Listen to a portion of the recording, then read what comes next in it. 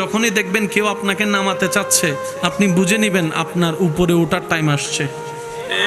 পৃথিবী যখন আপনার বিপক্ষে লাগবে, ওইটাই মোক্ষম সময় আপনার রবকে আপনার পক্ষে করে নেওয়ার। ওইটা সবচাইতে উপযুক্ত সময়। কারণ রব যখন দেখে কোন বান্দার উপর দুনিয়াবাসী অত্যাচার করে, তখন রবের রহমত তার প্রতি চলে আসে।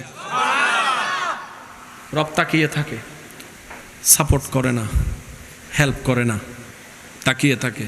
ফেরেশতা জিজ্ঞেস করে, আল্লাহ সাপোর্ট তো করো।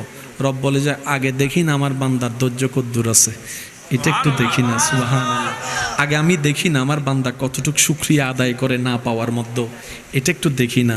যখন বান্দা শুকরিয়ার লেভেল বাড়িয়ে দেয়, ধৈর্যের লেভেল বাড়িয়ে দেয়, সহ্যের লেভেল বাড়িয়ে দেয়, এবার রব ডাক দিয়ে বলে, ইন্নাল্লাহা মাআস সাবিরিন।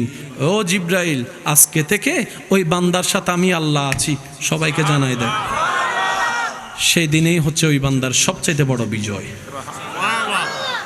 শব্দটা একটু খেয়াল করবেন, ইন্নাল্লাহা মাআস সাবিরিন, ধৈর্য ধারণকারীর সাথে আমি আল্লাহ আছি। ছিলাম নয়, আছি।